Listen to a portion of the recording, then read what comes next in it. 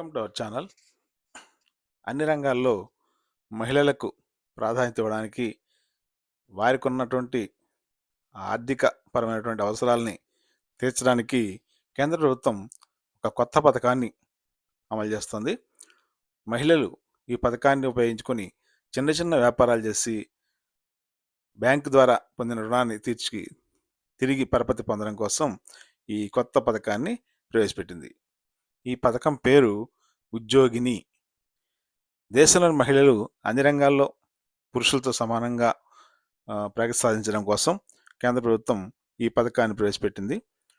మహిళలకు self employment scheme అమలు చేసి వాళ్ళని ఫైనాన్షియల్గా అప్లిఫ్ట్ చేయడం కోసం, అలాగే వాళ్ళకి ఆర్థిక భద్రత ఇవ్వడం కోసం, సొంత వ్యాపారం ప్రారంభించాలని అనుకునే వాళ్ళ కోసం ఈ స్కీముల్ని వర్తింపజేస్తున్నారు. ఆర్థికంగా వెనుకబడినటువంటి మహిళలకు వడ్డీ లేకుండా లేదా తక్కువ వడ్డీతో రుణాలు అందించడం అనేది ఈ ఉద్యోగిని అనేటువంటి పథకం యొక్క ముఖ్య లక్ష్యం. ఇక్కడ రుణం చెల్లించేటప్పుడు కూడా మళ్ళా కొంత సబ్సిడీ కూడా ప్రభుత్వం మంజూరు చేస్తుంది. మహిళలు తమ వ్యాపారంగంలో రాణించాలని భావించినట్టయితే ఈ పథకాన్ని సద్వినియోగం చేసుకోవచ్చు.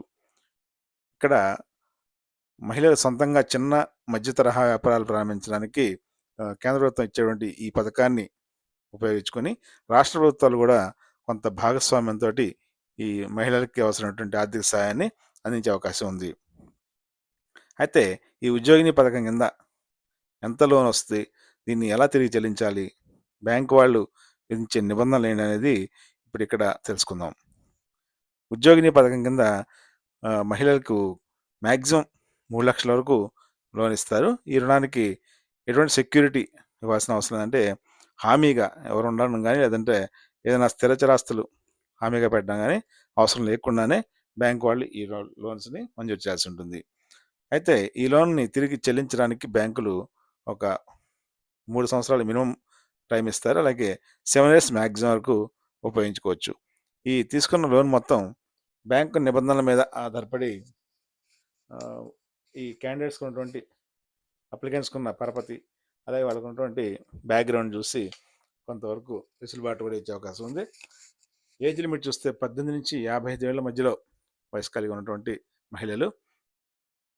ఇంతకుముందు ఎప్పుడు కూడా డిఫాల్టర్గా బ్యాంకుల ద్వారా కానీ ఫైనాన్షియల్ ఇన్స్టిట్యూషన్లో కానీ ఉండకుండా సక్రమంగా లోన్ చెల్లించినటువంటి వాళ్ళకి మాత్రమే ఈ లోన్స్ని ఇస్తారు. అలాగే వీళ్ళకి ఫ్యామిలీ ఇన్కమ్ 2 లక్షల రూపాయలు సంవత్సరం దాటకూడదు. అంటే ఇయర్లీ 2 lakhs మించి ఆదాయం ఉన్నట్టయితే కుటుంబానికి ఈ ఉద్యోగిని పథకం కింద లోన్ ఇవ్వడం సాధ్యపడదు. అయితే హ్యాండిక్యాప్ పర్సన్స్, వితంతు మహిళలు, అలాగే దళిత మహిళలు, వీళ్ళకి ఇక్కడ ఉన్నటువంటి యాన్యువల్ ఇన్కమ్ అనేటువంటి లిమిట్ అవసరం లేదు. అంటే 2 లక్షల రూపాయలు దాటినప్పటికి కూడా ఆ కుటుంబానికి ఉద్యోగిని పథకాన్ని అమలు చేస్తారు. ఇక్కడ మీరు ఏ రాష్ట్రాల్లో దరఖాస్తు చేస్తున్నారో ఆ రాష్ట్రంలో మీరు శాశ్వతంగా నివసిస్తున్న వారే ఉండాలనేది కూడా ఒక కండిషన్. ఇక్కడ ఈ ఉద్యోగిని పథకానికి అప్లై చేసుకోవాలనుకునే మహిళలు కమర్షియల్ బ్యాంక్స్ కానీ, కోఆపరేటివ్ బ్యాంక్స్ కానీ, లోకల్ బ్యాంక్స్ లేదా గ్రామీణ బ్యాంకులు లేదా కార్పొరేషన్స్, వీటిలో ఎక్కడికైనా వెళ్ళి మీకు కావాల్సిన లోన్ రిక్వైర్మెంట్ని మీకున్న పరిచయాల ద్వారా ఆ బ్యాంకులతో ఉన్నటువంటి మీకున్న ట్రాన్సాక్షన్స్ బట్టి మీరు అప్లై చేసుకోవచ్చు. అలాగే రాష్ట్ర మహిళా అభివృద్ధి కార్పొరేషన్ ఆన్లైన్ పోర్టల్లో కూడా ఈ అప్లికేషన్స్ ఆన్లైన్లో అందుబాటులో ఉంటాయి. వీటిని డౌన్లోడ్ చేసుకుని ఫిలప్ చేసిన తర్వాత తీసుకెళ్ళి బ్యాంకులో సబ్మిట్ చేయాల్సి ఉంటుంది.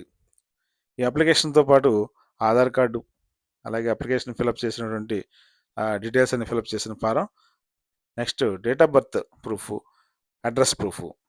అంటే డేట్ ఆఫ్ బర్త్ ప్రూఫ్ అంటే 10th క్లాస్ పాస్ అయి ఉంటే 10th మార్క్ లిస్ట్ పెట్టేయచ్చు. చిరునామా ధృవీకరణ కింద ఆధార్ కార్డు సబ్మిట్ చేయవచ్చు.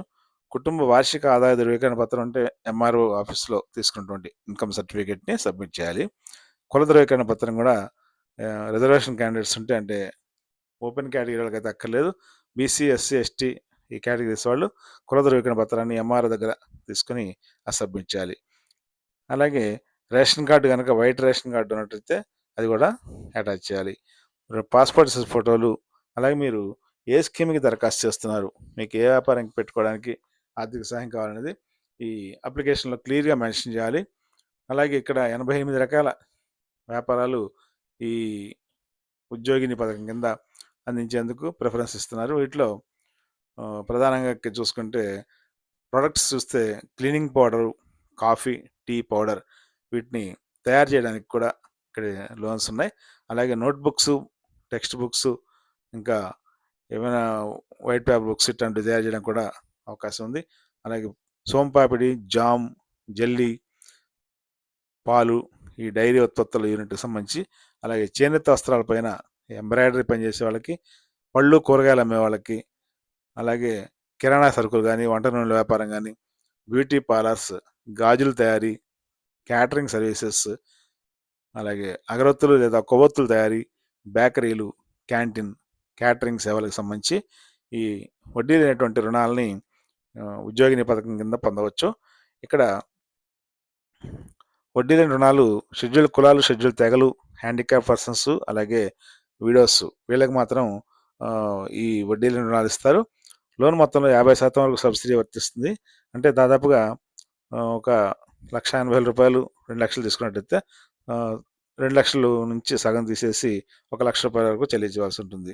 మిగతా రుణాన్ని గవర్నమెంట్ పే చేస్తుంది. జనరల్ ఓబీసీ మహిళలకు 10% నుంచి 12% మధ్యలో వడ్డీ ఉంటుంది. వీళ్ళకి వడ్డీ రేటు బ్యాంకు రకరకాలుగా మారే అవకాశం ఉంటుంది, అంటే ఫ్లెక్సిబిలిటీ ఉంటుంది. వీరికి లోన్ మొత్తం కూడా 30% వరకు సబ్సిడీ గవర్నమెంట్ ఇస్తుంది. ఈ సబ్సిడీ అమౌంట్ మాత్రం మనం తిరిగి కట్టే అవసరం లేదు. కాబట్టి ఉద్యోగిని పథకానికి చివరి తేదీన ఏం లేదు, కానీ బ్యాంక్స్ వాళ్ళకి ఇచ్చిన టార్గెట్స్ కంప్లీట్ చేసుకోవడానికి మార్చి 31 అనేది వాళ్ళకు ఉన్నటువంటి ఫైనాన్షియల్ ఇయర్ ఎండింగ్. కాబట్టి మరొక 3-4 నెలల టైమే ఉంది. కాబట్టి ఈలోపు మీరు కావాల్సిన లోన్ రిక్వైర్మెంట్స్ని ఫుల్ఫిల్ చేసుకుని మీకున్నటువంటి బ్యాంకుకు ఉన్నటువంటి ట్రాన్సాక్షన్స్ని ఆధారం చేసుకుని లోన్కి అప్లై చేసుకోవాల్సిందిగా సూచిస్తున్నాను. Thank you very much.